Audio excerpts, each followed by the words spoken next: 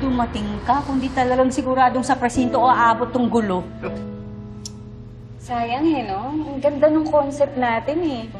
Kaso, wala. Hindi natin na-imagine na magiging ganyang kagulo. Oo nga, Pits eh.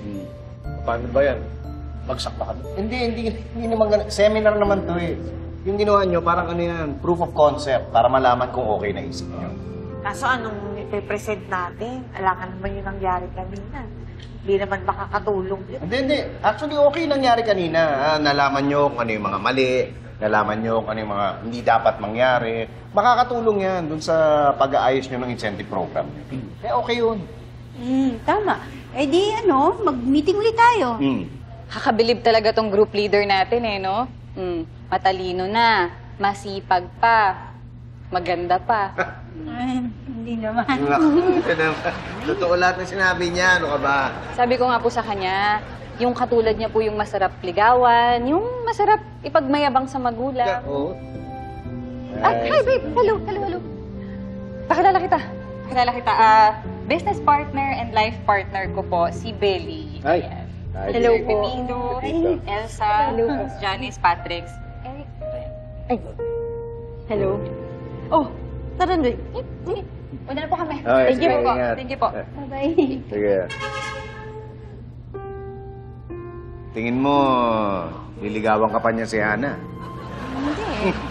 Ikaw kasi, hindi mo naman sinabi sa akin may girlfriend yung tao. Ano ako sinisisi mo? Ikaw itong kumikarengking. Hindi ka din. Mali ka na. Kumain tayong kumirengking naman. Uy!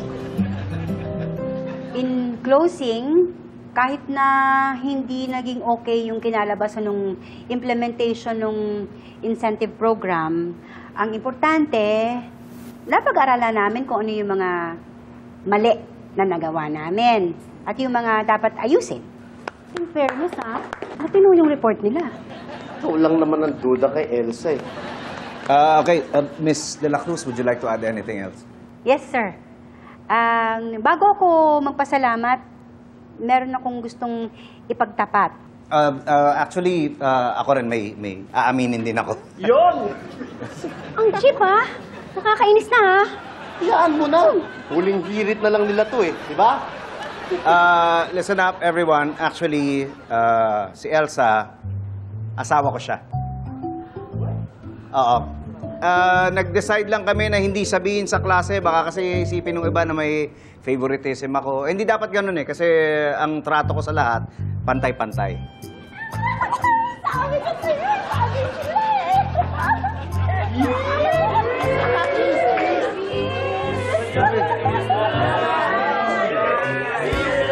Ba kayo?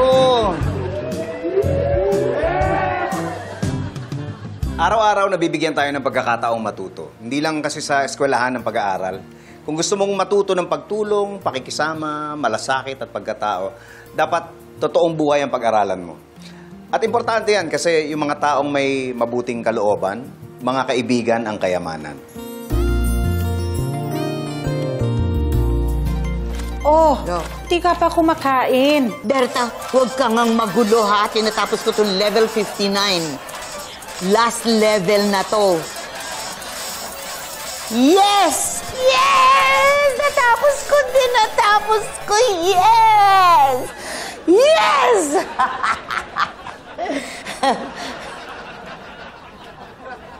Aray.